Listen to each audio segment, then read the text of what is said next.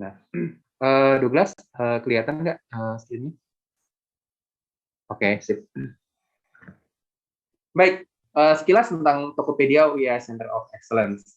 Nah, di sini merupakan kolaborasi, ya. Jadi di tahun 2019, Fakultas Ilmu Komputer Universitas Indonesia serta Universitas Indonesia, kami berkolaborasi dengan salah satu pihak industri, yakni Tokopedia. Dan di sini hasil kolaborasinya adalah berupa wadah, ya, semacam hub untuk aktivitas-aktivitas yang terkait dengan artificial intelligence. Harapannya ini akan memperkuat lagi, yakni sinergi antara universitas dan industri, tentu saja dalam mengembangkan aplikasi riset-riset yang terkait dengan kecerdasan artifisial atau AI. Dan highlight ya untuk terkait dengan AI Center, ini juga ada beberapa computing facilities, superkomputer. Salah satunya adalah NVIDIA DGX1, kemudian juga ada NVIDIA DGX A100 yang sanggup untuk melakukan perhitungan misalkan NVIDIA DGX A100, yakni up to 5 petaflops, yakni 5 quadrillion floating point operations per second. Kemudian di AI Center juga terdapat Jetson Nano, yang mana itu lebih bersifat portable ya, jadi semacam portable computer untuk melakukan edge computing atau Internet of Things.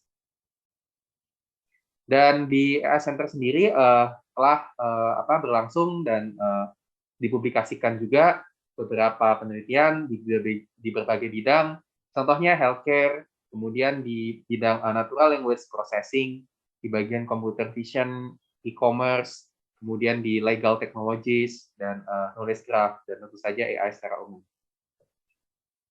Di samping itu juga dilakukan knowledge sharing, contohnya ada workshop, kemudian juga ada yang berkolaborasi dengan Tokopedia, yakni di event Start Summit Extension, kemudian juga ada semacam seminar yang kita lakukan kadang pekanan ya, tapi biasanya sih 1 bulanan seminar ini. Dan kemudian juga ada beasiswa di tahun 2019, contohnya untuk research assistant sekaligus sebagai mahasiswa S2 di Fakultas UI, yang mana fokus untuk studinya juga tentang AI. Serta di tahun 2021 yang di sini juga hadir yakni Douglas serta Bella sebagai penerima beasiswa yang batch 2021. Dan di Fasilkom UI juga sangat banyak ya ini MOOC alias Massive Open Online Course terkait bidang kecerdasan artifisial, mulai dari programming Python yang biasanya memang digunakan untuk aplikasi AI, kemudian juga ada bahkan mata kuliah kecerdasan artifisial dan sains dasar, jejaring semantik, pemrograman paralel, perolehan informasi, yang mana perolehan informasi juga diajar oleh Pak Radityo, Pak Rido, kemudian ada sistem tertanam serta pengolahan citra. Nah, untuk MOOCs ini ada rencana, ada wacana di tahun ini akan diadakan kembali. Jadi stay tune untuk IG atau mungkin website Fasilkom UI. Ya, demikian sekilas tentang AI Center.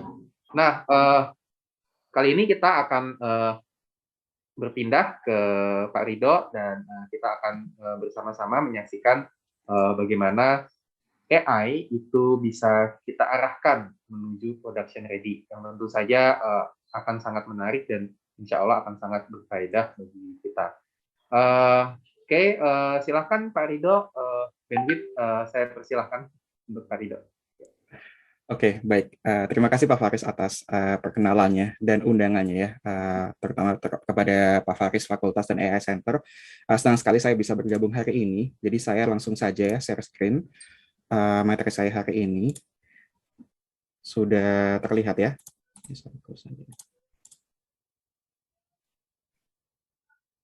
Oke, saya langsung mulai saja. Baik, selamat siang semuanya. Sekali lagi terima kasih atas kehadirannya hari ini. Saya Rido dari Kata.ai sebagai Head of AI Research, dan saya akan membahas sedikit tentang production ready AI services dan riset yang kami lakukan untuk menuju ke arah sana gitu ya. Jadi tentunya ada banyak aspek yang mempengaruhi apakah suatu AI teknologi itu bisa naik ke production atau tidak. Tapi hari ini saya akan membahas salah satu aspeknya saja, yaitu lebih ke arah masalah skalabilitas dan efisiensi dari model AI-nya itu sendiri gitu. Jadi Saya akan mulai dengan suatu introduction, yaitu tentang service kecerdasan artificial atau AI services di Kata.ai itu seperti apa sih gitu ya. Jadi saya akan memakai use case di perusahaan saya ya, dan hopefully mungkin bisa di extend ke use case yang lainnya kalau misalkan di sini ada pelaku industri lain yang hadir ya. Jadi kalau di Kata sendiri AI services-nya itu bisa dikatakan fokusnya adalah suatu platform ya. Jadi kita punya produk yang namanya itu adalah Kata Platform yang ditujukan untuk membuat task oriented chatbots. Jadi chatbot itu secara umum bisa dibagi menjadi dua jenis ya. Ada yang task oriented, ada yang sifatnya itu open domain chatbot. Bedanya adalah kalau yang task oriented itu chatbotnya betul-betul digiring supaya ingin mencapai objektif tertentu gitu ya. Jadi jelas objektifnya, jelas tasknya. Misalkan chatbot untuk banking gitu ya, di vertical banking, jadi chatbotnya itu bisa membantu customer-nya si bank ini, misalkan ATM-nya hilang mesti ngapain gitu ya. Jadi pertanyaannya itu udah preset dan bisa diarahkan konversasinya ke tujuan yang semestinya gitu. Itu task oriented chatbots. Kalau open domain chatbot itu yang bisa diajakin ngobrol ngalor ngidul gitu ya. Jadi bisa sebagai personal assistant, bisa tahu berbagai macam pengetahuan di dunia nyata gitu. Itu kayaknya di Indonesia belum ada ya, tapi kalau di luar negeri itu misalkan ada yang disebut sebagai replika.ai, di mana kita bisa punya teman virtual, itu merupakan open domain chatbot gitu. Nah kalau di Kata itu kita task oriented chatbots dan sifatnya platform, artinya siapapun, jadi klien-kliennya Kata bisa datang ke platform itu dan bisa membuat chatbotnya sendiri menggunakan teknologi yang sudah disediakan di sana.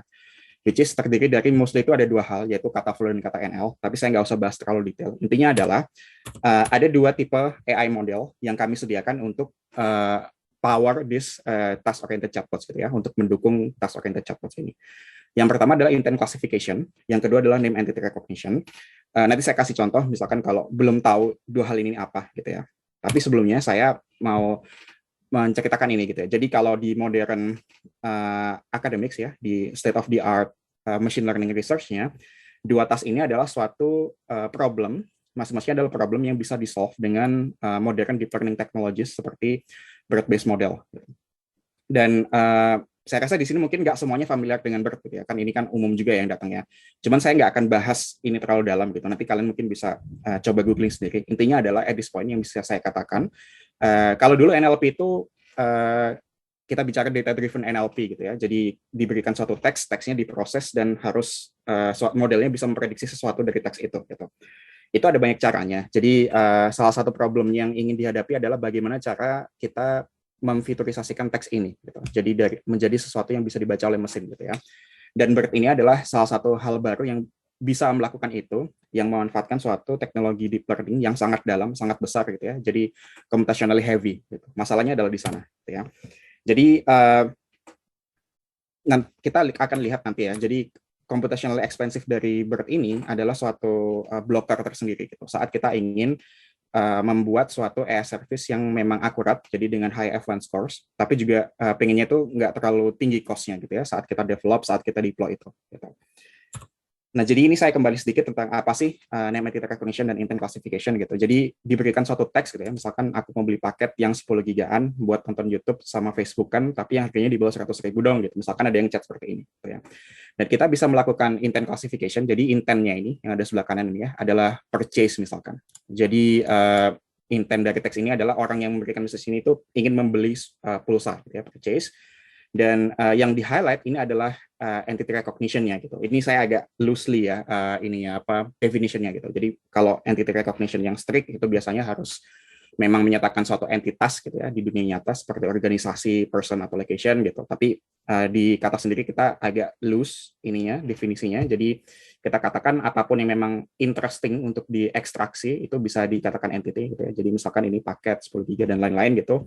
Itu kita ekstraksi sehingga kita tahu nih, oh teks ini itu dia mau beli dan apa yang dibeli itu didapatkan dari entity-nya gitu, yang diekstraksi dari body text-nya gitu ya. Jadi dua hal ini yang coba kita provide service-nya, AI service-nya, dan jadi user-nya bisa membuat chatbot yang di-power oleh dua model ini gitu ya, intent dan NER gitu. Oke. Nah, jadi saya balik lagi ke challenge-nya itu apa? Jadi saya bilang tadi kalau BERT based models itu sangat besar ya. Jadi large AI model seperti BERT itu sangat mahal untuk dijalankan gitu. Dan parahnya lagi kalau di Kata ini ada kasus yang unik di mana kalau biasanya ada AI company lain di Indonesia ya, itu biasanya dilakukan adalah satu AI model itu bisa dipakai untuk service semua atau hampir semua kliennya gitu. Misalkan di sisi computer vision ya ada yang buat misalkan facial recognition gitu. Jadi facial recognition untuk satu company ya pasti bisa jalan juga untuk company lainnya kan wajahnya sama aja orangnya gitu ya. Jadi biasanya itu tidak terjadi. Tapi kalau di Kata satu company itu biasanya punya unique use case tersendiri gitu ya. Chatbotnya mau seperti apa, intent classification-nya mau seperti apa gitu. Jadi masing-masing punya kasus yang unik. Jadi makanya kalau misalkan masing-masingnya punya modal yang besar, maka ini masalah scalability gitu. Dan ada ekspektasi gitu ya dari klien gitu. Jadi mereka itu kan bukan orang-orang yang mungkin tahu banyak gitu ya tentang AI gitu. Jadi mungkin mereka nggak tahu bagaimana prosesnya gitu ya. Jadi mereka expect, oh saya maunya chatbotnya cepet pinter nih gitu. Jadi saya cuma masukin 10 training data, 1 detik langsung jadi langsung pinter. Gitu. Padahal itu nggak bisa gitu kan ya. Apalagi kalau misalkan teknologi yang dipakai itu yang berbasiskan BERT atau berbasiskan large AI models, itu pasti butuh waktu lama untuk trainingnya. Jadi ada ekspektasi yang harus di-manage juga. Dan ini ya yang mungkin crux-nya juga, yaitu GPU cloud komersial itu belum available di Indonesia. Saya kasih bintang di sini karena sebenarnya kita bisa aja punya GPU cloud services di luar negeri gitu ya. Jadi kita beli berbasisnya di Singapura atau di US gitu. Tapi masalahnya dari sisi kesinambungan infrastruktur, di mana kalau di Kata sendiri, dan saya yakin di banyak perusahaan lain, itu cloud service-nya itu di Jakarta gitu ya. Jadi udah punya satu cloud service di Jakarta yang memanage semua hal selain AI-nya sendiri gitu. Dan kalau tiba-tiba AI-nya sendiri itu butuh service khusus gitu ya, butuh server khusus di tempat lain, itu ada masalah integrasi khusus gitu ya. Jadi ini masalah gitu. Jadi kalau misalkan kita mau pakai GPU itu jadi ada masalah integrasi tadi, atau ya berarti mahal gitu ya. Jadi semuanya di host di luar negeri gitu. Jadi costly. Of course kita bisa aja membebankan semua cost ini ke klien gitu. Oh saya mau pakai teknologi yang canggih gitu ya, yang besar, tapi butuh GPU, maka mahal gitu. Dan saya mau bayar itu nggak ada gitu. Jadi klien pastinya expect nggak mau bayar terlalu mahal gitu ya. Jadi ini something yang kita tidak bisa dengan mudah cost-nya dikasih ke kliennya gitu. Jadi challenge-nya seperti ini ya. Hopefully cukup jelas. Dan jadinya dengan adanya challenge ini, itu ada beberapa konsekuensi dari sisi research and development AI-nya itu sendiri. Jadi model-model yang harus di-research oleh tim AI, itu harus yang pertama cost effective to run. Gitu ya. Jadi nggak boleh si modelnya itu mahal gitu ya. Kalau mahal berarti nanti susah dijual gitu kan ya. Nah, kemudian kalau kita punya model baru, itu biasanya kalau di dunia riset ya, kalau kita misalkan buat suatu paper AI, itu ya udah pokoknya ngalahin F1 score atau ngalahin skor apapun itu dari state of the art sebelumnya gitu ya. Nah ini nggak bisa gitu. Kalau di dunia industri nggak bisa cuma bilang kalau oh F1 score-nya naik, tapi harus cost-nya itu turun juga. Gitu. Jadi kalau misalkan kita punya suatu model yang sudah running, sudah dipakai oleh klien, kita bilang kita punya model baru nih, lebih bagus nih F1 score-nya naik 5%. Tapi kalau dia lebih mahal, itu nggak akan bisa dinaikin ke production. Jadi harus at the same time dia juga nurunin cost-nya. Gitu. Yang ketiga, nah karena masalah tadi ya, GPU cloud yang nggak ada yang accessible, maka semua modelnya harus bisa dipredik dengan CPU. Gitu. Boleh aja kalau misalkan modelnya di-train di GPU dulu, tapi saat di-deploy itu harus bisa dipredik dengan CPU dengan cepat, dengan efisien. Oke. Nah, terus ini yang keempat adalah harus bisa di-train dengan cepat juga, gitu, karena ekspektasi klien tadi. Dan syukur-syukur kalau bisa di-train di CPU. Gitu. Kalau nggak bisa ya udah at least low-end GPU, nggak harus pakai GPU yang terlalu mahal untuk nge-trainnya. Dan yang kelima, ini satu research direction lain gitu ya. Jadi untuk bisa menanggulangi masalah cost ini, apakah bisa misalkan kita develop model yang bisa dipakai lebih dari satu klien gitu ya. Jadi tadi kan saya katakan di awal kalau modelnya itu per klien biasanya unik gitu. Jadi itu masalah skalabilitas. Tapi kalau misalkan kita bisa develop satu model untuk banyak klien, gitu. Ini nggak tahu ya satu model untuk misalkan 5 klien banking yang berbeda gitu, itu bisa nggak sih? Gitu. Nah kalau bisa kan itu berarti reduce cost jadi 5 kali lipat lebih kecil gitu kan ya daripada sebelumnya. Gitu. Dan yang terakhir adalah bisa nggak kita buat suatu model yang bisa melakukan lebih dari satu task. Jadi tadi saya katakan kalau chatbot di Kata itu didorong oleh dua model ya tadi. Yang pertama adalah intent classification dan name entity recognition. Nah normalnya dua model ini terpisah gitu. Jadi satu model untuk IC-nya, satu model untuk NER-nya. Tapi kalau kita bisa membuat model yang ya satu model aja tapi dia somehow bisa predik dua hal ini, maka itu jadi menurunkan cost-nya jadi 50% gitu kan ya. Nah ini jadi konsekuensi R&D-nya itu mengarah ke arah sini jadinya gitu. Oke. Nah ini introduction-nya.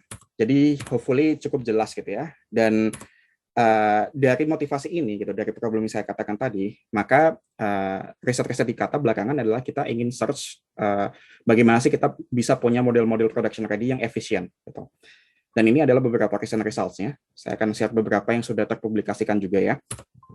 Jadi sebelum kita berbicara ke model state of the art yaitu BERT ya. Jadi BERT adalah model state of the art yang besar, yang akurasinya baik gitu ya, tapi tadi mahal gitu. Tetapi kita pengen tahu dulu nih, apakah sebenarnya BERT itu worth the money gitu kan ya. Jadi jangan-jangan kalau kita pakai algoritma learning yang kecil-kecil saja itu sebenarnya sudah cukup gitu untuk kliennya gitu. Jadi kliennya sudah puas gitu kan ya, pakai model yang ini efeknya kecil doang, tapi saya bayar murah itu udah cukup, nggak perlu pakai yang BERT gitu. Nah, kita ingin menjawab pertanyaan ini gitu ya, sebelum kita berusaha, oh kita mau pakai BERT tapi somehow dikecilkan gitu ya, dibikin efisien gitu. Jadi ini kita mau establish the baseline gitu ya. Nah, jadi tadi ya pertanyaannya sekali lagi, apakah kalau kita memakai classical lightweight models itu sebenarnya sudah cukup gitu. Jadi tidak perlu pakai yang BERT-based model. Dan apakah bagaimana sebenarnya cost performance trade-off-nya gitu. Ini saya ada beberapa catatan. Jadi yang pertama ini saya kasih bintang itu karena sebenarnya ya BERT itu nggak hanya satu jenis model yang berbasiskan transformer ya, tapi ada banyak. Ini saya supaya shorthand aja BERT gitu, tapi ini bisa jadi yang lainnya juga seperti Electra atau BERT atau yang lainnya gitu ya. Cuman ini supaya pendek aja gitu. Kalau saya bilang transformer based model sepanjang gitu jadinya. Dan yang kedua adalah interestingly ini kayaknya pertanyaan yang simple, cuman nggak banyak yang mencoba membahas ini gitu di literatur gitu ya. Jadi kayaknya the performance of BERT gitu dan marganya itu sudah di taken by granted gitu ya. Jadi ya udahlah ini udah bagus gitu, nggak peduli dengan apakah ini sebenarnya terlalu costly apa enggak untuk di develop gitu. Jadi kita mencoba ke arah sini gitu ya, di Kata. Jadi ternyata kita menemukan at least untuk use case-nya Kata gitu ya, itu nggak worth it gitu. Kalau kita mau coba pakai BERT based model yang biasa gitu. Jadi we found kalau untuk classification tasks, jadi classical models kayak super vector machine, logistic regression gitu ya, itu trails cuma 4-7% dibandingkan dengan BERT yang sudah di fine tune untuk task yang sama gitu. Dan ini nggak masalah gitu ya. Jadi kalau di production biasanya 47% ini nggak masalah, dan kalau kita cek lagi biasanya ini emang something yang sangat jarang terjadi gitu. Jadi case-case yang apa sih istilahnya tail gitu ya, yang jarang terjadi gitu. Jadi nggak terlalu masalah. Dan untuk nertasnya itu bahkan lebih bagus lagi, cuma trailing 3% gitu. Jadi dengan conditional random field menjadi classical model yang kita coba itu kadang-kadang malah lebih bagus daripada BERT modelnya di satu dataset yang kita coba gitu ya. Nah, on top of this, jadi cuman trailing sedikit, itu juga model-model ini sangat-sangat efisien. Jadi rata-rata 7-135 kali lebih kecil dan 4-250 kali lebih cepat saat untuk trainingnya, dan 50-600 kali lebih cepat untuk prediction-nya. Gitu. Nah, ini kenapa koreksinya terlalu tinggi? Ini karena ada SVM model yang kita cobanya. Jadi SVM ini dia itu lama di train saat modelnya itu, saat datanya itu banyak gitu. Jadi dia nggak scale training speednya kalau misalkan datanya banyak. Jadi kalau ada yang angkanya sangat-sangat kecil gini ya, jadi nggak ukurannya nggak sekecil yang seharusnya atau yang di-expect, itu biasanya itu model SVM-nya gitu. Oke. Ini papernya ada di sini, jadi mungkin nanti saya bisa share slides ini, jadi teman-teman yang tertarik bisa mencoba membaca lebih detail ya. Tapi key takeaway-nya ini, jadi kita merasa oh kayaknya nggak worth it sih, ngapain terusan ya kita pakai BERT based model gitu. Kalau misalkan ya ternyata classical model yang biasa pun dia sudah cukup baik gitu ya, dari sisi bisnis gitu udah cukup, dan ini sangat murah gitu. Jadi nggak ada alasan company nggak punya ini ya, nggak punya apa sih insentif gitu untuk mengimprove modelnya, malah itu bikin cost lebih banyak gitu kan ya. Oke. Nah ini tapi ada beberapa catatan penting di sini ya. Jadi yang pertama adalah datanya. Jadi di eksperimen ini yang kita pakai adalah mostly internal Kata dataset, gitu. Yang artinya tasnya itu relatively mudah gitu ya dalam tanda kutip. Jadi karena jarang sekali ditemukan di kasus-kasusnya kliennya Kata itu kayak chatbotnya itu harus menghandle kasus yang ambigu atau secara semantik itu demanding gitu ya. Jadi kalau misalkan tadi ya ada klien mau nanya gitu, ATM saya hilang, sama dia nanya, saya mau nyari ATM terdekat gitu, itu di mana gitu. Itu gampang untuk dibedakan gitu. Jadi nggak banyak kasus yang ambigu. Jadi classical machine learning modelnya pun bisa perform well di sana gitu. Nah tapi ini mungkin nggak bisa digeneralisasi untuk segala macam NLP task yang lain. Jadi misalkan kalau di dunia akademik itu ada NLP benchmark biasanya, salah satu yang cukup terkenal adalah GLUE. itu mengandung beberapa task yang cukup susah gitu ya dari sisi semantik. Itu misalkan natural language inference, itu kayak diberikan dua kalimat, modelnya suruh di set apakah kedua kalimat ini itu secara logika itu nyambung gitu ya. Jadi ini susah gitu. Ini tas-tas seperti ini tuh di mana biasanya model-model klasik itu nggak bisa catch up dengan BERT gitu. Tapi ini nggak terjadi biasanya di apa common commercial use cases, utamanya yang kata temukan gitu.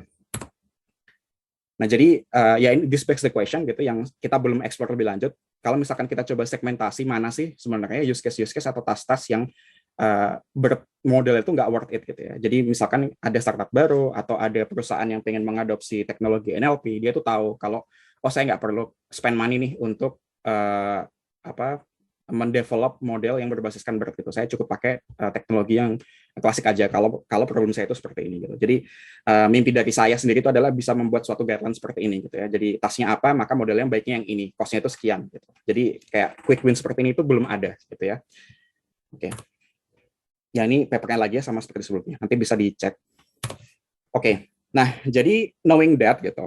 Ya perusahaan ngapain gitu kan ya, kita pakai BERT gitu atau ya teknologi deep learning yang lainnya gitu. Ya udah langsung aja belok ke tetap pakai SVM, conditional random field, naive bias gitu, yang dia itu cost efektif dan itu cukup memuaskan kliennya. Gitu. Jadi nggak ada requirement ke sana gitu kan ya.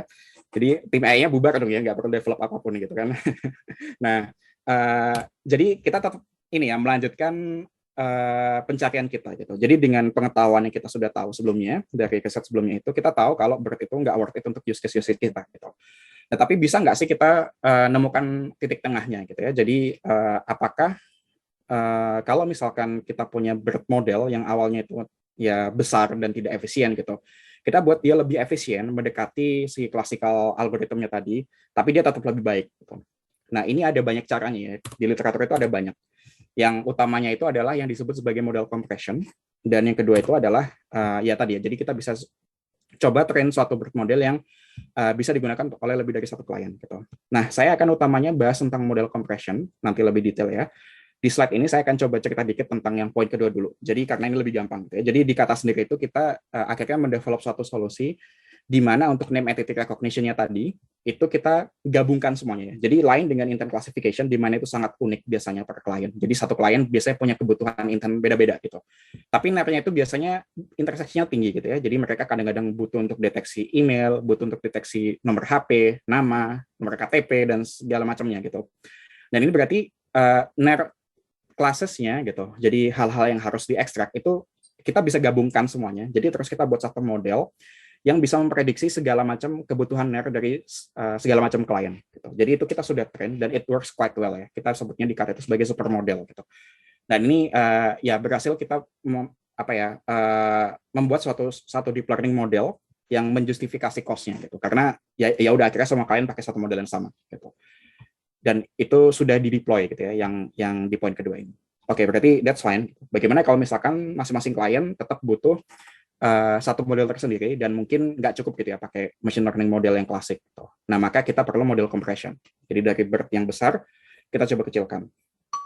Nah, ada banyak cara untuk melakukan model compression ya. Jadi yang pertama itu misalkan ada line of research untuk mengerjakan efficient attention namanya. Jadi BERT itu berbasiskan transformer sendiri itu berbasiskan self attention mechanism ya. Dan ada banyak riset untuk mengecilkan self attention ini karena dia merupakan bottleneck dari perhitungan transformer ya. Jadi karena self attention itu kuadratik perhitungannya gitu. Dan ini ada banyak caranya ya, banyak banget gitu. Jadi ada yang bikin attention-nya itu sparse, ada yang coba di-approximate gitu. Jadi bikin suatu attention matrix yang kecil baru di-approximate ke yang besar gitu. Ada banyak caranya. Dan yang kedua itu adalah shared weights misalkan. Ini kalau misalkan ada yang tahu ada model family BERT yang disebut dengan Albert, di mana dia itu parameternya itu di-share di beberapa layer gitu. Jadi ada parameter yang di-reuse di layer yang lain, makanya ukurannya jadi lebih kecil, lebih efisien. Dan yang kedua adalah knowledge distillation.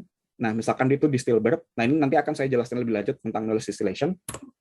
Yang keempat adalah neural architecture search ya. Ini semacam meta learning gitu. Jadi kalau misalkan ada suatu model yang besar, bisa nggak sih kita handpick atau prune gitu ya beberapa bagian dari model ini sehingga dia itu lebih kecil tapi performanya tetap bagus gitu ya. Ini suatu meta learning. Dan yang kelima adalah mixed precision atau quantization ya. Jadi ini simple ya, simple idenya adalah untuk mengecilkan precision dari floating point yang dipakai dalam penghitungan gradient dan segala macamnya gitu. Dan itu kalau misalkan dia lebih kecil presisinya, maka jadinya lebih cepat trainingnya juga gitu ya. Dan kemudian ada multitask learning atau task adapters gitu. Jadi tadi ide yang saya sebutkan di awal, jadi kita bisa compress model in the sense dia bisa mengerjakan lebih dari satu task dengan satu main body yang sama gitu ya, main topologi yang sama gitu. Cuman beda di ujungnya aja saat dia predik, dia bisa predik dua atau lebih dari dua hal yang berbeda gitu. Nah, ini lebih lanjutnya bisa dicek di sini, itu ada suatu paper yaitu Efficient Transformer, a Survey, yang cukup lengkap membahas ini ya, bisa dipelajari. Nah, tapi untuk hari ini saya akan fokus ke knowledge distillation, karena ini merupakan fokus dari reason results yang kita temukan di kata. Nah, jadi apa sih knowledge distillation itu? Ini saya akan jelaskan secara singkat ya. Jadi di sistem knowledge distillation itu kita punya dua model. Yang pertama adalah teacher model. Nah, teacher model ini dilatih layaknya machine learning model biasa. Jadi kita punya data, datanya ada input dan output ya. Inputnya itu feature maksudnya biasanya. Jadi terus feature-nya di feed ke si model ini, dia akan predik sesuatu output, dan outputnya itu akan dibandingkan dengan output data aslinya, ini jadi loss. Gitu. Ini klasik machine learning biasa gitu. Jadi harusnya tidak asing ya. Dan nanti dalam skema distilasi, teacher-nya ini akan dipakai untuk mengajari suatu model yang biasanya lebih kecil, gitu, student model. Gitu. Nah, student model ini belajarnya itu beda dengan machine learning biasa. Kalau biasa kan belajarnya dari data ya. Nah, student model ini belajarnya dari output si teacher-nya. Gitu. Jadi datanya ini nggak harus data yang dilabel ya. Jadi datanya itu bisa data biasa, nggak ada labelnya. Dia dikasih ke teacher-nya, maka teacher-nya akan memprediksi suatu output yang menurut dia benar. Gitu ya. Nah, outputnya ini yang akan dipakai untuk mengajari si studentnya. Gitu. Jadi, studentnya akan belajar dari input yang sama dengan si teacher-nya, tapi outputnya itu dia akan berkaca dari output si teacher-nya. Loss-nya didapatkan dari sana. Gitu ya, jelas ya. Jadi, bedanya adalah kalau teacher seperti machine learning biasa, kalau student, maka dia belajar dari teacher-nya. Gitu. Nah, di knowledge distillation sendiri itu ada dua kategori besar ya. Well, ada banyak cara untuk melakukan knowledge distillation, tapi ini dua kategori besarnya. Yang pertama adalah hard distillation, di mana seperti yang skema yang di bawah ini sebenarnya sama persis ya. Jadi dia si studentnya belajar dari output si teacher yang di loss gitu ya. Ini misalkan ini saya kasih contoh data yang mungkin dipakai untuk melakukan skema hard distillation. Jadi misalkan ini sentiment analysis ya. Misalkan nasi goreng enak itu sentimennya positif 1, susu basi itu negatif 0 gitu. Maka yang diharapkan adalah nasi goreng enak saat di feed ke teacher, dia akan bilang oh ini 1 gitu. Dan nanti dia akan di-feed juga ke student, dan dia akan prediksi sesuatu yang akan dibandingkan dengan output teacher-nya nanti gitu ya. Jadi kalau misalkan 1 ya dia benar gitu ya, loss-nya berapa. Kalau 0 dia salah, loss-nya berapa gitu. And vice versa untuk yang susu basi gitu. Gitu ya. Nah, yang lebih umum dipakai di knowledge distillation adalah soft distillation, di mana yang dibandingkan itu bukan hard output-nya gitu ya. Jadi ini kan yang dibandingkan adalah output-nya langsung dari prediksinya, tapi yang dibandingkan di soft distillation adalah probability dari output-nya itu sendiri, probability distribution-nya. Gitu. Jadi suatu machine learning model, si teacher-nya ini misalkan saat dia ingin memprediksi sesuatu, dia itu sebenarnya memprediksi suatu probability distribution dari kemungkinan output-nya ya. Jadi kalau misalkan nasi goreng enak, dia tahu nih dia itu sebenarnya positif, tapi dia taunya itu dari suatu probability distribution yang bilang kalau oh dia itu most likely positif karena probability-nya 70%, sementara yang negatif 30%. Jadi ada hal ini yang disimpan saat prediksi gitu ya, probability-nya. Sama dengan susu basi, misalkan seperti ini. Nah, di soft distillation yang dibandingkan adalah probability-nya. Gitu. Jadi berapa probability yang di-output oleh teacher dibandingkan dengan probability distribution yang di-output oleh student-nya. Gitu. Ini jadi loss-nya. Gitu ya. Jadi bedanya di sana. Dan di sini ada perbedaan di loss function-nya juga. Biasanya kalau loss function di hard distillation yang mengikuti loss function training biasa dari teacher-nya ya. Kalau di sini kita karena membandingkan dua probability distribution, maka biasanya kita pakai KL divergence atau bisa juga pakai MSE. Walaupun MSE ini pemakaian MSE di dalam konteks distilasi seperti ini itu masih baru ya. Jadi ada paper baru di HKAI yang mengatakan bahwa penggunaan MSE lebih baik ketimbang KLD ya. Tapi ini di konteks computer vision, belum di konteks NLP. Gitu. Silakan kalau ada yang tertarik nanti bisa baca papernya. Nah, ini saya mau intermezzo sedikit. Ada hal yang menarik di knowledge distillation, yaitu adalah suatu konsep yang disebut sebagai model stealing. Jadi bisa dikatakan suatu use case dari hard distillation. Gitu ya. Jadi bayangkan kita pengen melatih suatu model translasi misalkan, gitu. Tapi kita nggak punya datanya. Gitu. Tapi kita tahu bahwa oh ada model translasi yang available bisa kita akses gitu ya. Tapi kita nggak bisa mengakses kodenya langsung gitu. Kita cuma mengakses output dari modelnya aja. Misalkan Google Translate ya. Jadi kita kan bisa nih pakai Google Translate, kita inputkan teks di bahasa Indonesia, terus kita minta output dari bahasa Inggrisnya gitu. Nah, itu kita bisa kumpulkan sebanyak mungkin ya. Mungkin ratus ribuan gitu misalkan kalau kuat gitu. Nah, terus nanti dari outputnya itu kita pakai untuk melatih model kita sendiri gitu, yang mungkin lebih kecil dari modelnya Google. Nah, itu seperti knowledge distillation ya. Itu hard KD. Dan ini diambilnya itu dengan cara mencuri output dari model ini gitu. Nah, ini makanya model stealing. Nah, preventing model stealing itu adalah suatu active area of research gitu. Jadi cukup lucu gitu ya. Jadi ada banyak riset yang bagaimana sih kita melatih model supaya nggak bisa dicolong sama orang lain gitu saat sudah di-deploy sebagai suatu service gitu ya. Nah, ini ada papernya contohnya misalkan Making a Nasty Teacher That Cannot Teach Students. Ini di iClear 2021. Kalau tertarik bisa dibaca. Ini cuma intermezzo aja, jadi di kata sendiri belum ke sini ya. Cuman interesting, ada yang sudah coba beriset ke arah sana.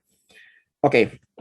Nah, tadi hopefully sudah clear tentang knowledge distillation. Jadi kalau di NLP konteks itu sebenarnya knowledge distillation itu digunakannya seperti apa sih ya? Jadi kalau di era ini, in general ada dua konteks di mana KD ini bisa dipakai. Yang pertama adalah di dalam konteks pre-training, yaitu kita punya suatu pre-train model ya, jadi BERT gitu misalkan. Nah, tentunya dia punya pre-training probability yang bisa di-output gitu ya, yang mungkin berasal dari mass language modeling-nya atau dari next sentence prediction-nya gitu. Nah, tentunya ini bisa juga dipakai untuk knowledge distillation gitu. Jadi kita bisa melatih suatu model BERT yang lebih kecil yang kita paksa untuk mengikuti probability distribution dari model BERT yang lebih besar gitu.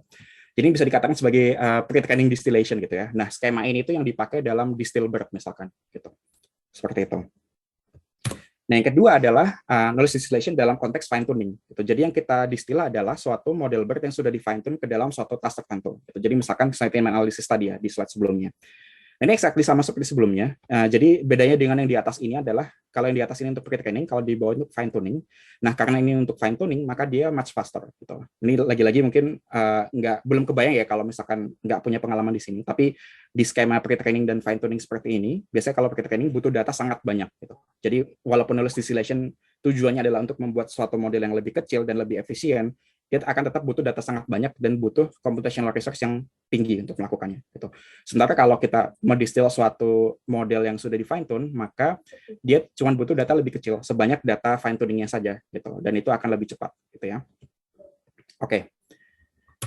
Nah, jadi tadi sudah saya overview ya tentang knowledge distillation. Jadi apa sih yang kita lakukan di kata terkait dengan knowledge distillation ini? Jadi sebenarnya konsep ini itu bukan hal baru ya, dan sudah banyak yang mencoba untuk explore knowledge distillation untuk berbagai macam aplikasi dan tujuan. Gitu. Tapi kalau dalam konteks yang khusus seperti ini ya, gitu. Jadi kita punya misalkan fine tuned BERT model, kita pengen bikin dia lebih kecil. Nah, student apa sih yang cocok gitu? Student apa yang bisa mereplikasi performa si teacher-nya dengan sangat baik. Gitu. Itu yang ingin kita tahu, gitu ya. Karena riset ke arah sini itu ternyata nggak terlalu komplit juga. Gitu. Jadi kita ingin filling the gap. Gitu. Nah, yang kita lakukan adalah, kita set beberapa fine-tune BERT model. Nah, terus kita set juga student-student apa saja yang ingin kita coba. Gitu. Nah, jadi student yang kita coba itu adalah BLSTM model, CNN model. Jadi satu generasi sebelum BERT, gitu ya. Dan juga beberapa BERT yang sudah dikecilkan. Nanti saya lihatkan BERT yang kecil itu seperti apa maksudnya. Dan ini yang kita coba intinya ya. Jadi kita pengen tahu student apa yang baik, dan kemudian strategi knowledge distillation apa yang bisa membantu. Jadi knowledge distillation itu, kalau kita lihat tadi ya, mungkin di slide ini deh kelihatan gitu. Dia itu nggak butuh data terlabel ya. Jadi bisa pakai data apapun yang tidak terlabel. Kita paksa teacher-nya memprediksi, dan ini akan dipakai untuk training data si student-nya. Gitu. Nah, jadi ini ada strategi di mana saat kita mau melakukan training untuk si student, itu nggak perlu pakai data labeled gitu ya. Jadi kita pakai data aja yang data teks apapun gitu. Yang nanti harapannya nanti si teacher-nya itu bisa memprediksi something yang membantu student-nya belajar. Gitu. Itu data augmentation jadi ya istilahnya di sini.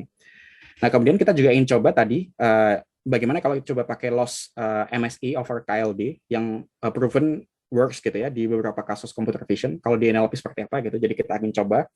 Dan kemudian kita ingin coba juga apakah menginisiasi embedding layer di studentnya itu membantu proses distilasinya.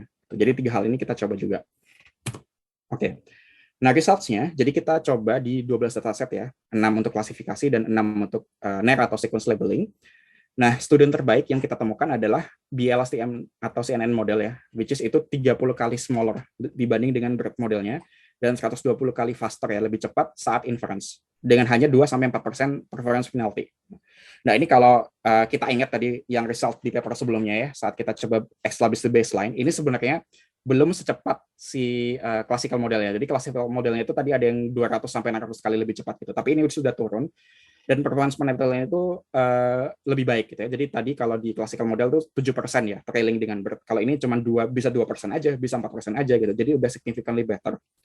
Nah, kemudian dari 3 strategi yang kita coba, ini semuanya works gitu ya. Jadi bisa dibilang suatu quick wins saat kita ingin mencoba null distillation. Itu MSI lebih baik daripada KLD di data kita, dan data augmentation dan embedding initialization itu works well gitu ya, untuk si studentnya supaya belajar lebih baik. Dan kita temukan bahwa smaller bulk models ini nggak worth it gitu dibandingkan dengan BLSTM dan CNN.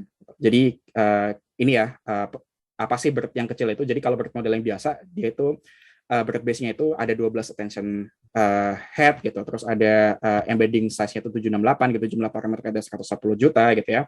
Nah, ini jadi ada BERT small, BERT mini, dan BERT tiny yang dia itu mengecilkan hal ini gitu. Dan itu ternyata mereka itu nggak worth kalau dibandingkan dengan BLSTM dan CNN. Detailnya ada di sini ya. Oke, jadi tadi saya udah cerita tentang reason results-nya.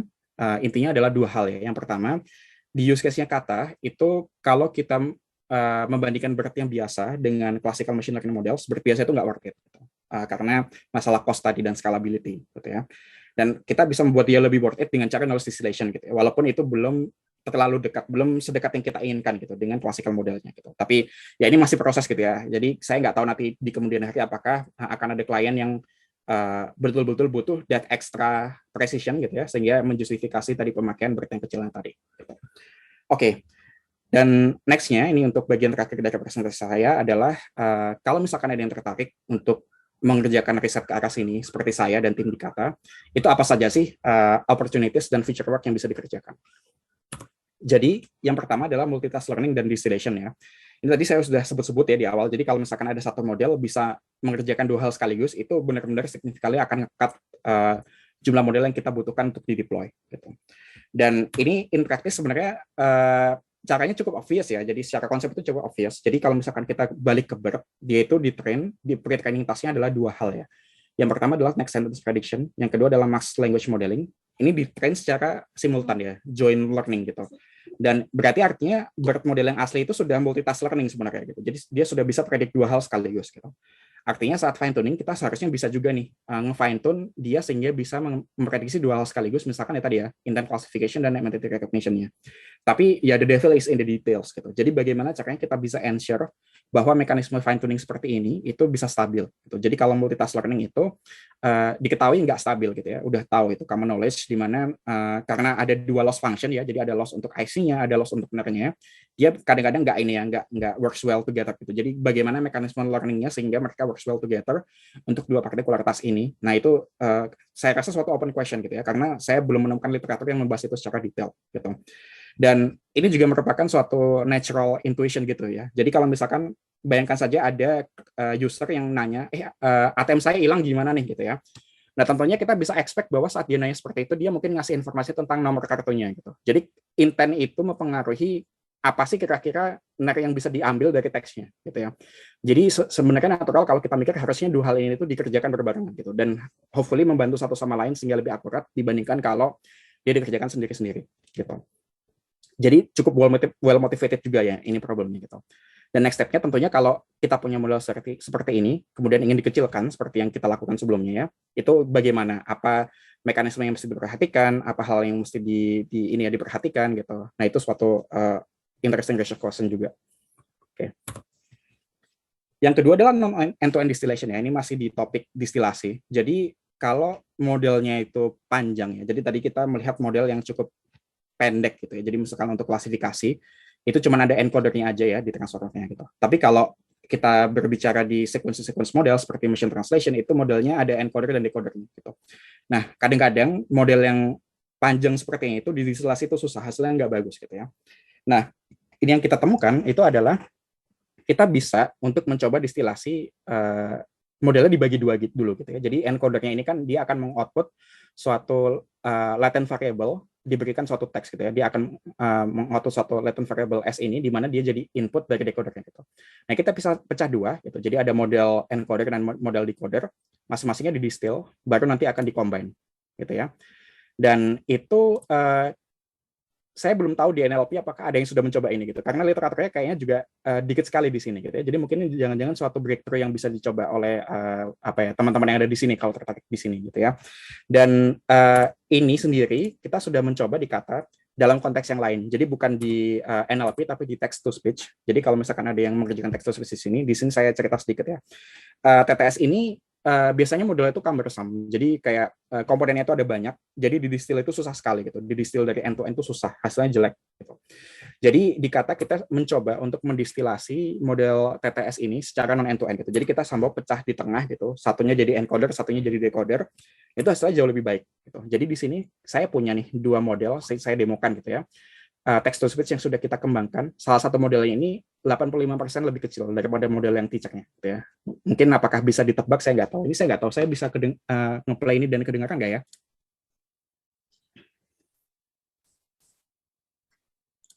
Kedengaran nggak tadi? Sepertinya tidak, Pak. Enggak. Coba saya stop sharing dulu. Kalau nggak salah ada settingannya deh. Share sound ya.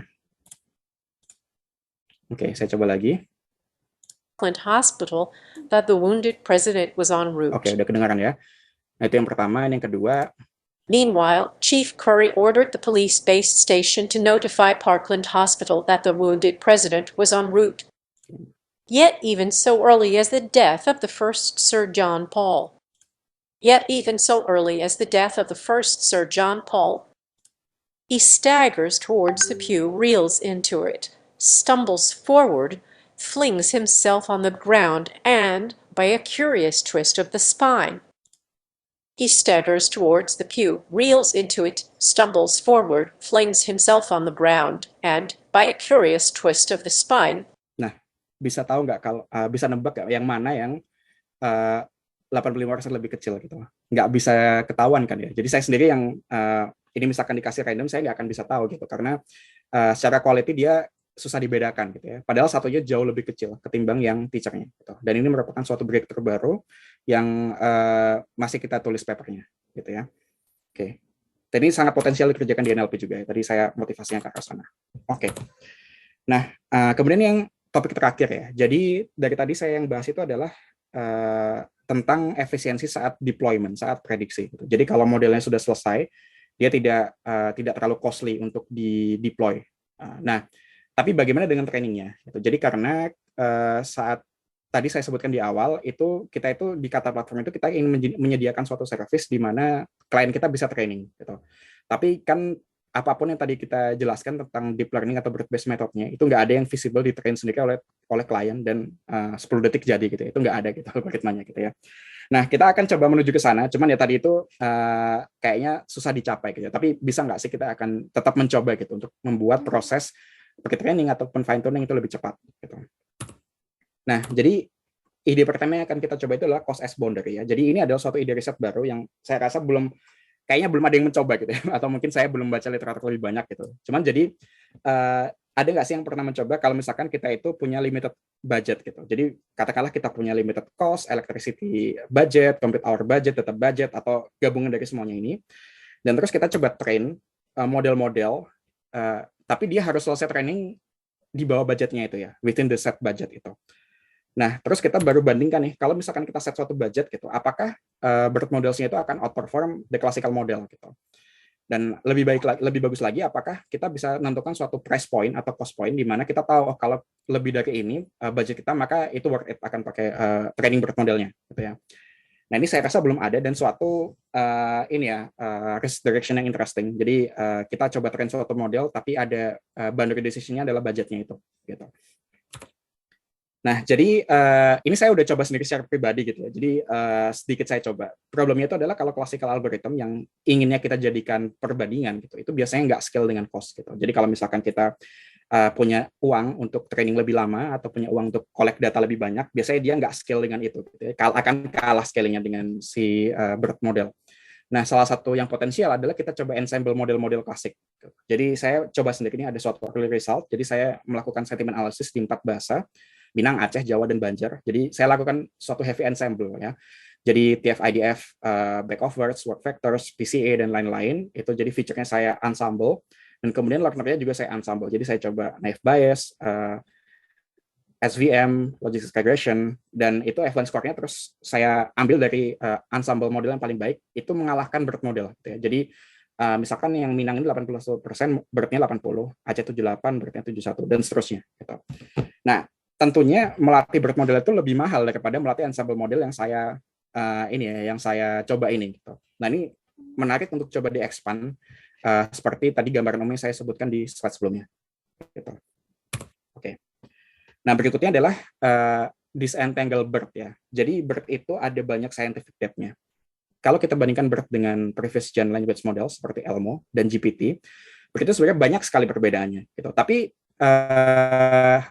kita cuma tahu kalau BERT lebih baik daripada Elmo dan GPT, tapi kita nggak tahu dari sekian banyak fakta itu sebenarnya mana sih yang membuat BERT itu lebih baik. Gitu. Jadi BERT itu kan dia pakai transformer. Kalau Elmo itu pakai LSTM. Pakai training data lebih banyak gitu, berarti itu lebih deep gitu ya, dan ada banyak lagi important differences-nya, tapi ini nggak pernah kayak di dissect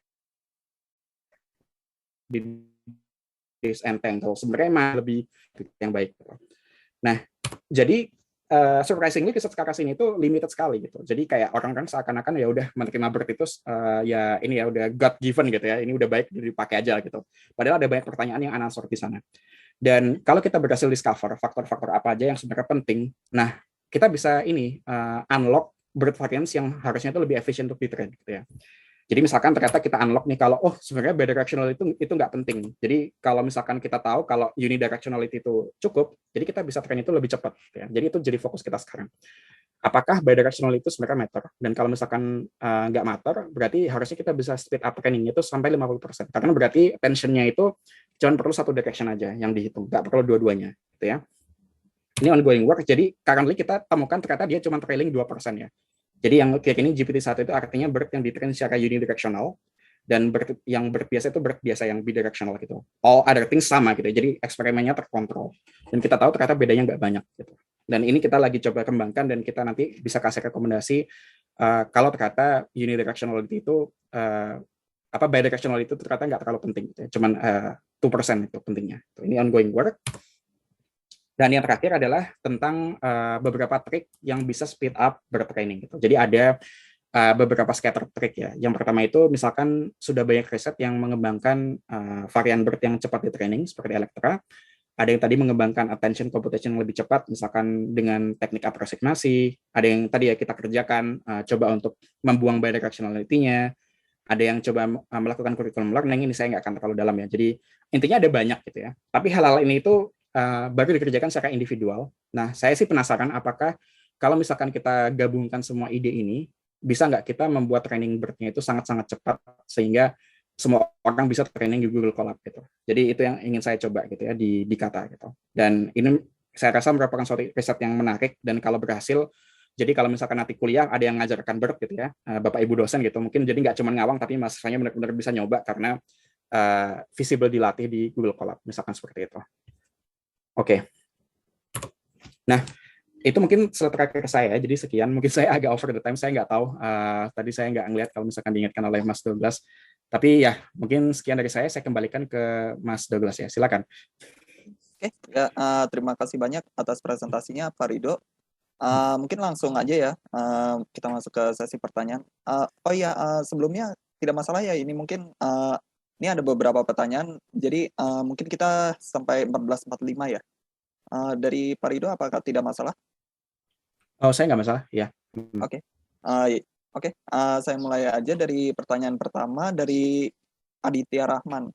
Permisi, saya mau tanya mengenai penggunaan satu model untuk semua klien.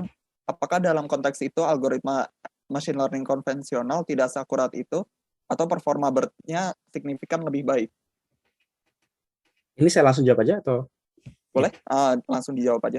Oke, ini mungkin jawabannya bisa beda-beda tergantung problemnya apa gitu ya. Jadi kalau di problemnya kata itu sendiri, saat kita mencoba untuk menggunakan algoritma konvensional untuk tadi ya, saat kita gabungkan semua name entity recognition requirements dari semua klien, terus kita latih satu model untuk menjawab semua itu, classical modelnya nggak bagus gitu ya. Jadi yang bagus adalah yang pakai deep learning model gitu. Jadi untuk kasusnya kata bisa dikatakan nggak akurat, tapi mungkin untuk di kasus lain siapa tahu gitu ya. Jadi kalau saya rasa best practice-nya memang selalu mencoba classical modelnya dulu, supaya kita tahu apakah itu sudah bagus apa belum dan apakah worth it untuk mencoba yang lebih lebih kompleks ya seperti BERT tadi. Begitu kalau dari saya. Oke, ya, terima kasih atas jawabannya. Lanjut ke pertanyaan berikutnya. Kayaknya ini ada sekitar 5 atau 6 pertanyaan ya. Kita udah tadi satu. Pertanyaan berikutnya dari Chandra Pratama. Apakah BERT itu lebih berat dari sisi computing dalam kurung CPU, atau dari sisi disk, atau dari sisi lainnya, Pak? Oh, semuanya ya. Ya, jadi CPU. Jadi BERT itu sebenarnya biasanya dilatih dengan GPU. Kayaknya nggak mungkin dilatih dengan CPU gitu ya. Jadi pasti dilatih dengan GPU.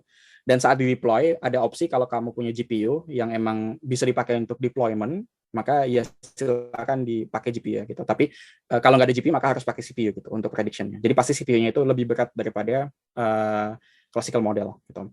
Dan disk juga sama, modelnya jauh lebih besar. Gitu ya. Jadi tadi saya kayaknya tadi menceritakan juga kalau model-model yang kita kembangkan ada yang berapa kali lebih smaller gitu ya daripada model beratnya. Gitu. Jadi disk juga masalah karena gini, kalau di kata itu ada model versioning gitu ya. Bayangin kalau misalkan satu BERT model itu bisa 1 giga katakanlah ya. Tapi satu logistic regression model misalkan cuman 1 mega gitu. 1000 kali lipat lebih kecil gitu. Nah, terus klien punya model versioning, dia bisa nyimpen 1000 model gitu kan. Jadi itu cepat banget bedanya jadinya. Gitu. Jadi di disknya juga masalah.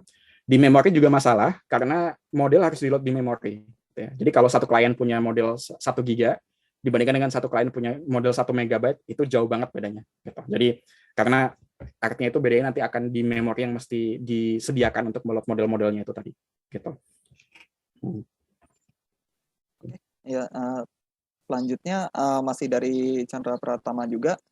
Apakah di Kata menggunakan sistem lain di production dan ketika model research, misal Python ketika research dan di rewrite ke C++ ketika di production?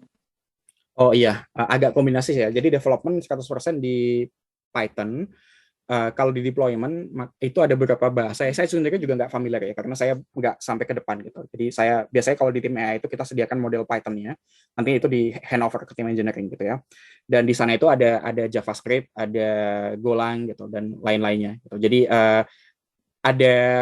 ada programming tambahan yang terjadi untuk membawa model itu ke production. Tapi saya nggak bisa cerita lebih jauh karena saya nggak tahu. Gitu. Tapi kalau ditanya programming language, maka development Python. Tapi terus saat di production kan, maka Python modelnya itu nanti dipanggilnya dengan kode yang lain mungkin. Gitu. Ya. Oke, selanjutnya, apabila ada klien A yang melakukan fine tuning pada model awal, lalu model tersebut disimpan. Ketika ada improvement terhadap model awal, bagaimana mengapply improvement ini pada model yang sudah dipakai klien A tersebut? Oh iya, itu model versioning aja sih. Jadi kalau di Kata itu kita kalau misalkan ada model baru maka model yang lama tetap disimpan gitu ya. Tapi by default nanti akan memakai model yang lebih baru atau model yang lebih baik dari testingnya. Gitu. Jadi nanti kliennya bisa memilih mau memakai model versi yang mana. Tapi semua model yang di-train sama si klien akan disimpan dan mereka akan bisa go back gitu ya ke versi yang sebelumnya gitu. Ya, selanjutnya Pak Rido, dulu saya pakai classical machine learning lambat sekali karena library-nya waktu itu yang digunakan adalah scikit-learn, tidak menggunakan GPU. Sedangkan menggunakan deep learning justru cepat karena pakai GPU. Classical machine learning library apa yang menggunakan GPU ya, Pak? Oke, ini it's a very good question karena saya nggak tahu jawabannya. Gini, jadi saya sendiri juga lagi nyari ya. Ada beberapa hal yang bisa dilakukan secara klasik di common deep learning libraries seperti TensorFlow atau PyTorch. Itu misalkan logistic regression atau linear regression gitu. Itu simply satu layer aja gitu kan ya. Kita bilang ada satu activation layer yang dia itu dia activation logistik atau linear gitu misalkan. Tapi untuk beberapa hal misalkan kita mau melakukan naive Bayes classification atau mau melakukan decision tree random forest atau apa ya, support vector machine gitu. Itu setahu saya nggak ada gitu ya di situ. Dan kayaknya ada deh yang lagi sedang mengembangkan. Coba nanti kalau saya nemu nanti saya bisa share ke Mirza ya. Tapi saya sendiri belum tahu gitu. Tapi intinya tadi yang saya ceritakan seperti itu ya, gitu. Oh ya mungkin buat yang sebelum-sebelumnya juga ya, kalau misalnya memang ada mungkin ada follow up question, mungkin bisa coba ditulis juga ya. Oke, saya lanjut ke pertanyaan berikutnya. Saya cukup tertarik dengan konsep knowledge distillation untuk melatih suatu model machine learning yang lebih sederhana. Apakah konsep ini bisa di-apply untuk memperbaiki performa dari non-deep learning model ya, Pak? Terima kasih. Oke, ya, interesting question ya. Jawabannya bisa, tapi saya sendiri personally belum pernah nyoba dan belum pernah baca literatur apakah hal ini sangat efektif ya. Tentunya misalkan contohnya kamu punya model super vector machine atau logic regression gitu ya, yang biasanya itu lebih besar relatif terhadap misalkan FBS gitu. Dan kamu bisa jadi distilasi model itu, jadi model si SVM ke model FBS-nya bisa gitu ya, atau model logic regression ke FBS-nya bisa gitu. Dan mungkin jadinya lebih baik daripada kalau misalkan FBS modelnya di train dengan data biasa gitu. Jadi kalau dia belajar dari teacher-nya mungkin lebih baik karena tadi ya bisa menggunakan unlabeled data augmentation gitu. Jadi bisa nge-train dengan data lebih banyak yang dipaksa dipredik dari teacher-nya gitu. Okay. Selanjutnya dari Dennis ini terkait production AI, apakah ada arsitektur data dan real-time service yang digunakan? Dan bagaimana cara pemilihan RAM yang cocok untuk kebutuhan request client di dalam pemanggilan machine learning? Oh, oke. Ini saya nggak bisa jawab terlalu banyak karena saya nggak main terlalu dalam di sini. Jadi role tim AI itu berhenti di delivery AI model yang sudah dikecilkan itu tadi gitu. Dan selanjutnya berarti saat ini harus di deploy detailnya gitu ya. Jadi seperti yang kamu tanyakan, service-nya seperti apa, arsitektur datanya seperti apa, RAM-nya seperti apa, itu saya nggak punya visibility ke sana. Cuman jadi yang bisa saya katakan adalah biasanya nggak cuma ke atas aja ya, tapi harusnya semua AI company manapun dia akan rely ke suatu cloud service ya, yang nggak tahu di provide oleh Microsoft, Google atau Amazon atau yang lainnya gitu. Dan pastinya nanti AI modelnya akan secara service akan di run di sana gitu. Jadi semuanya sama datanya juga ya. Jadi kalau ada arsitektur data yang dibutuhkan untuk misalkan tadi model versioning atau data versioning dari kliennya gitu, maka semuanya di sana gitu. Dan kalau pertanyaan tentang RAM-nya sendiri saya agak bingung sih sebenarnya. Jadi apakah maksudnya RAM fisik atau gimana nih? Jadi kalau karena tadi memakai cloud, jadi biasanya nggak mengurusi RAM fisiknya lagi gitu ya. Jadi semuanya ada di cloud gitu.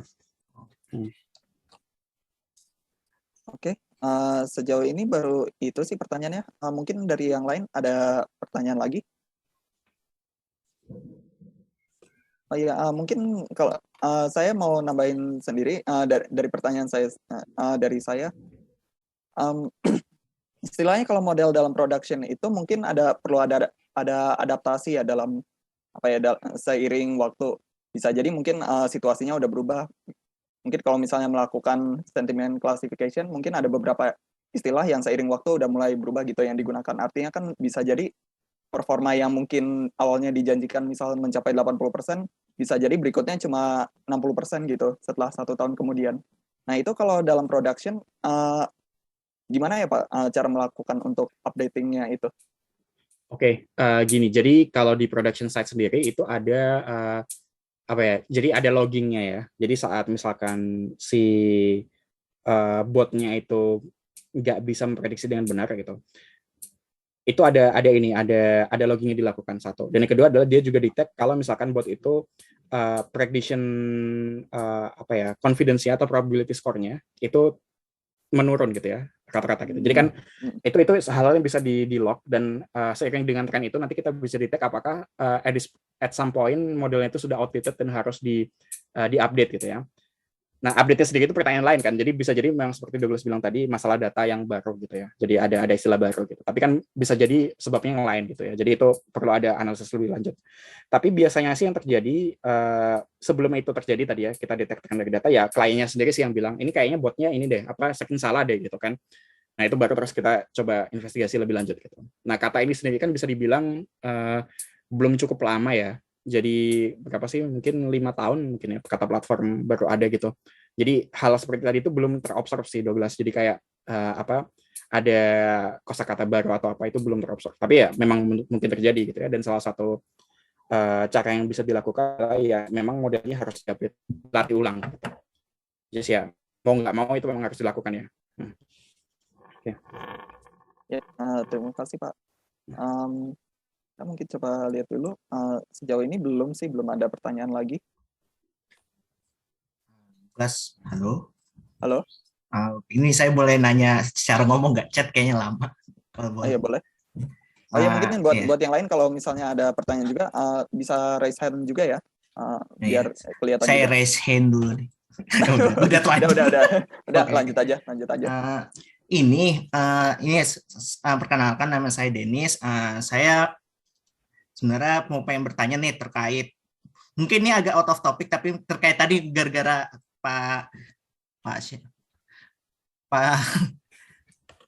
jadi Pak siapa, maaf Pak. Pak Eko itu ngomong, saya bingung manggilnya Pak Eko, Pak Radit. Ya udah. Ini terkait AI, ketika ini menyesuaikan permintaan klien, maksudnya itu tarafnya apa ya? Maksudnya kayak ini buat saya udah bagus, sudah diterima oleh klien. Kebayang nggak maksud saya Pak?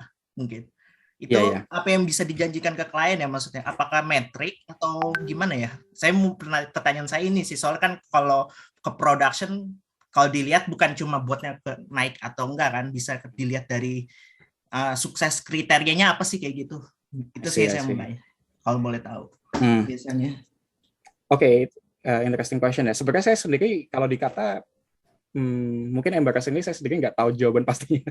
Oh iya. Jadi itu pasti ada ya, tapi saya yakin ada gitu. Jadi saat account management berkomunikasi dengan klien, pastinya mereka menjanjikan sesuatu yang nggak hanya akurasi dari botnya gitu kan ya. Mungkin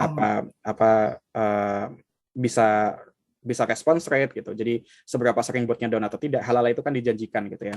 Tapi kalau dari sisi development, jadi saat kita develop bot untuk suatu klien, maka yang terjadi adalah ya mereka datang dengan requirement biasanya gitu. Jadi saya pengen botnya bisa menjawab hal-hal ini gitu. Bisa menghandle requirement dari klien yang bisa nanya seperti ini gitu. Ya udah itu kita list ya, kayak ini ya, kayak requirement software development gitu ya, kita list terus habis itu kita ada pipeline untuk kita bantu development botnya gitu di Kata Platform gitu, seperti itu. Kebayang ya. Nah terus habis itu tapi tetap aja tadi ada sukses matrixnya ya, cuman saya nggak tahu apa aja gitu. Jadi apakah botnya berhasil apa enggak, pastinya dari sisi AI itu ada akurasi gitu ya, akurasi matrix, tapi kalau dari sisi bisnisnya sendiri ya pastinya ada hal lain yang diukur gitu ya. Oh iya. Berarti metrik biasa itu bisa juga ya? Oh, iya. Baik. Bisa. Metrik. Itu aja sih Pak. Terima kasih. Baik, terima kasih pertanyaannya. Oke, ada lagi yang mau bertanya?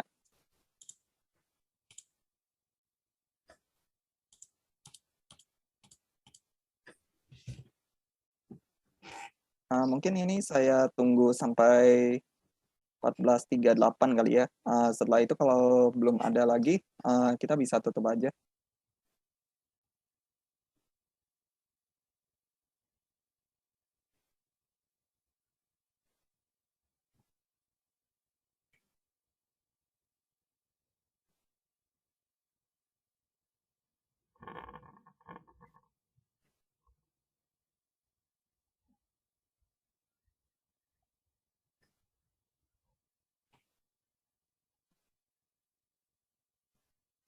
Oh iya, sebagai reminder, mungkin buat yang peserta di sini, jangan lupa ya untuk mengisi absensi, itu untuk nanti sertifikatnya.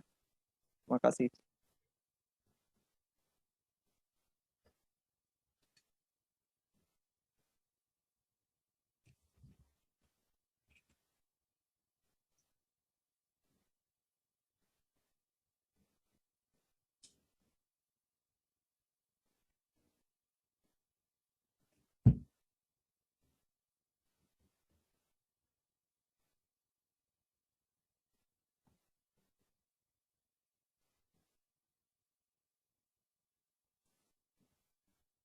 Oke, kelihatannya belum sudah tidak ada pertanyaan lagi ya. Oke, mungkin dari Pak Rido ada pesan terakhir dulu yang mau disampaikan? Apa ya? Oke, intinya sih saya sangat saya dan Dikata sendiri sangat tertarik dengan topik riset ini ya, tentang cara untuk membuat suatu deep learning model menjadi lebih kecil melalui model compression tadi. Dan ada banyak topik yang ingin dieksplor gitu. Dan di sini saya juga open untuk bekerja sama dengan Bapak Ibu dosen dan mahasiswa gitu ya. Jadi contohnya misalkan tadi ada satu topik ini ya, jadi yang untuk menggabungkan beberapa ide model compression jadi satu. Nah, itu dikerjakan juga dengan 2 intern dari Fasilkom gitu. Jadi ini satu hal yang memang kita open gitu ya, dan nggak harus melalui internship saja. Misalkan emang lagi nggak mau intern tapi mau tesis atau mau skripsi gitu ya, itu kami bisa menyediakan topik, mungkin supervisi juga gitu ya dari saya atau dari periset yang lainnya seperti itu. Oke, dan ya hopefully ada yang tertarik dan atau mungkin ya at least kalau nggak dengan kami bisa tertarik untuk mengembangkan ini sendiri gitu ya. Jadi siapapun yang mencoba meriset ke arah ini akan sangat beneficial juga untuk ini ya AI di production seperti itu. Oke, mungkin itu terakhir dari saya. Oke, ya oke, sekali lagi terima kasih banyak Pak Ridho atas untuk meluangkan waktunya untuk hadir di AI Talk hari ini. Mungkin untuk satu ini apakah bisa mendapatkan slide-nya? Iya, nanti akan kami kirimkan juga via email rekaman sama slide-nya juga ya. Tidak masalah ya Pak Ridho untuk slide ini di-share? For sure ya, nggak ada masalah. Oke ya, terima kasih. Artinya nanti slide dan rekaman akan di-share untuk ke peserta ya. Oke, sekian. Terima kasih. Mungkin untuk para peserta sebagai bahan dokumentasi, tolong untuk menyalakan videonya, Bapak, Ibu, Mas dan Mbak sekalian, sebagai dokumentasi. Oh, ini saya stop share ya berarti supaya bisa screenshot atau gimana? Oke. Ya.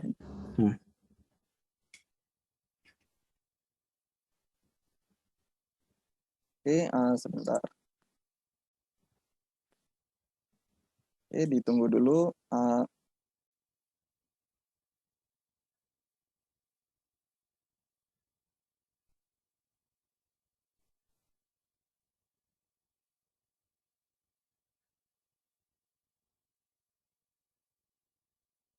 Oke, mungkin saya tunggu sekitar 1 menit lagi ya.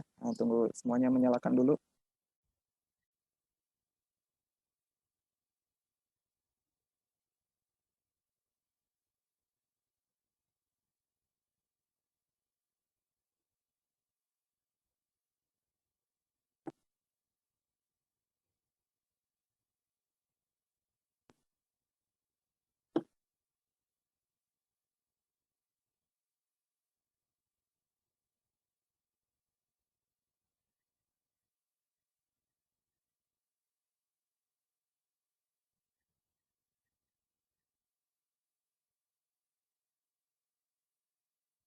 Oke, sudah menyalakan semua ya kelihatannya. Oke, kalau gitu saya izin ambil gambar. 1, 2, 3. Oke, untuk page berikutnya ya.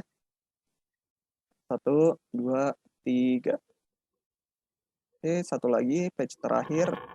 1, 2, 3. Oke, terima kasih atas kehadirannya semua, Bapak, Ibu, Mas dan Mbak sekalian. Terima kasih juga kepada Pak Ridho sudah meluangkan waktu untuk hadir di AI Talk dan memberikan materinya soal towards production ready AI services. Terima kasih semuanya. Selamat siang. Nih, terima kasih semuanya. Selamat siang. Saya mohon pamit dulu ya. Terima kasih. Ya, terima kasih Pak. Terima kasih Pak. Terima kasih. Terima kasih Pak.